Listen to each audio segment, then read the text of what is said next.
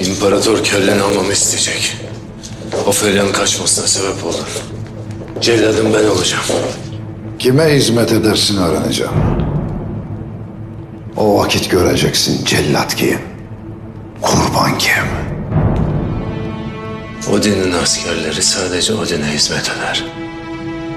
Tabii bir de imparatora. Ofelia'nın aklını çeldin. Babasını öldürtmeye çalıştın. İmparator her şeyi biliyor. Bu senin ölüm fermanın olacak. Hele bir bak bakalım. Gözlerimde korkan bir adam görür müsün? Benim fermanımı Rabbim yazmış. Senin gibi putperestin sözünden çekinecek değilim. İpini tutan Odin dahi olsa bulacağım.